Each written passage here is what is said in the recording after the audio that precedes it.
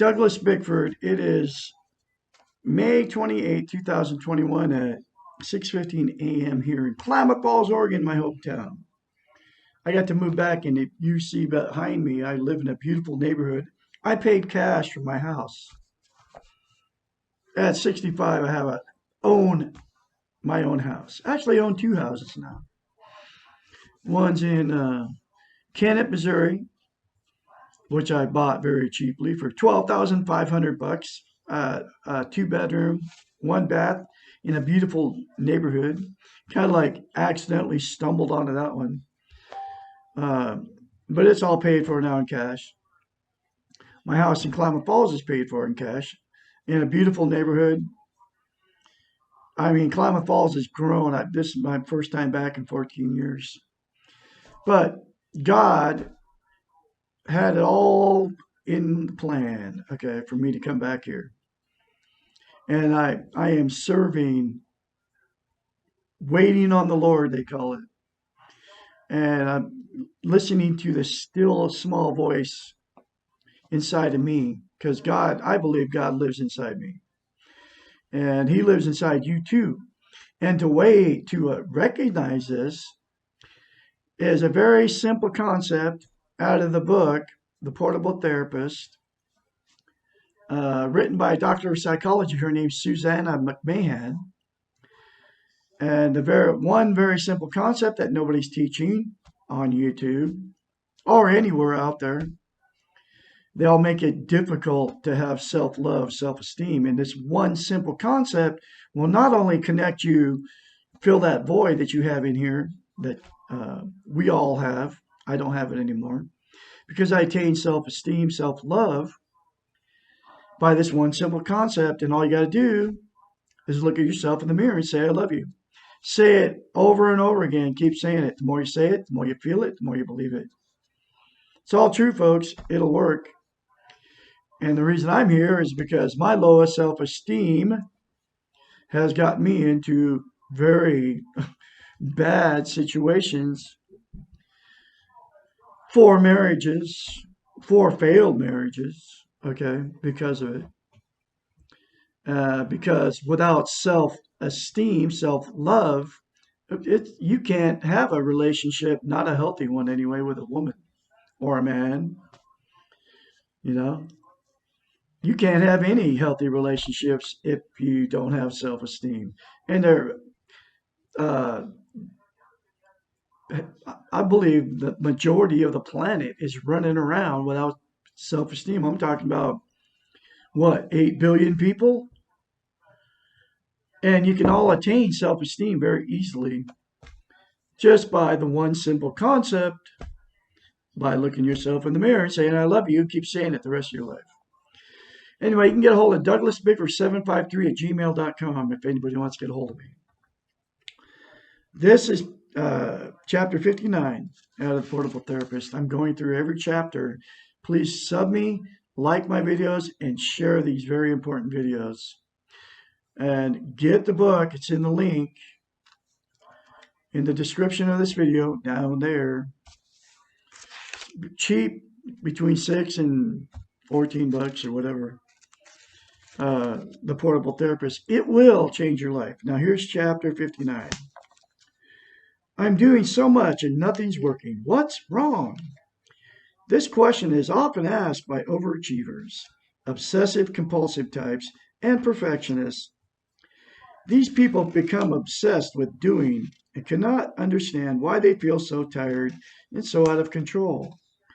When we feel this way, we need to ask, who and what are we doing all this for? Most likely the answer is for others, for external rewards, for the weak ego.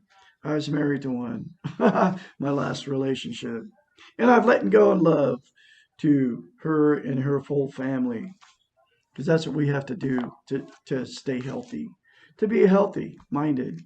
And I have let go in love, but that's what she did. She pushed me, and her whole point was to impress her family. That's what she was doing it for. I mean, we had 5 acres. We had 3,000 square foot barn, 1,200 square foot shop, 1,000 square foot greenhouse, 24 square foot, 4 bedroom, 2 bath house, 5 refrigerator freezers full of food, 2 bedrooms full of food. And it was never enough. And it was always go, go, go, push, push, push, me. Then we had all the animals to go along with it. Okay. She was doing it to impress her family. That's her whole motivation was.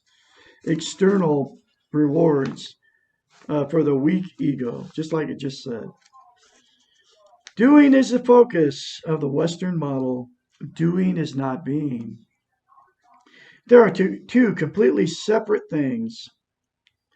Doing is the same as being, and doing is not the same as being, and doing it faster does not lead to being. We would go from, I'm not kidding, I'd go from 6 a.m. till 9:30 at night and not stop. Because she wouldn't let me, really. And I would have had such low self-esteem. I just let her do it to me.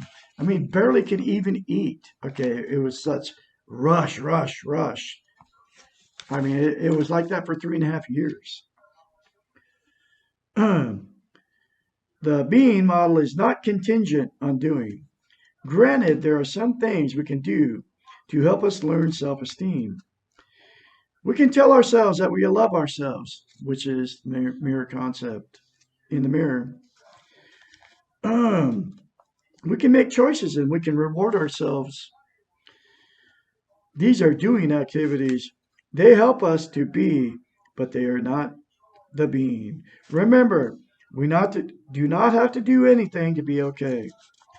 Accepting ourselves right here, right now, as we are, is not doing something, it is being. Becoming aware of our centers requires a stopping of activity. It is the opposite of doing something. Sometimes now, I just will, no matter what I'm doing, I'll just go lay down and just let my mind relax and just get a hold of my cats and just lay there and just be and not even think about nothing. Just look out the window and look at the trees, you know. I never did that ever before. The difference between doing and being can be one of the most difficult concepts to learn. We have been trained to do, to focus on activity, to achieve, to be productive. We have learned to value active behaviors and to devalue passive ones. We often refer to passive behaviors as lazy or slothful.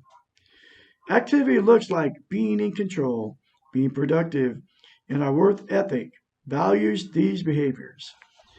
Unfortunately, we cannot learn self esteem and how to be by doing behaviors. We cannot do self esteem. We must be self esteem.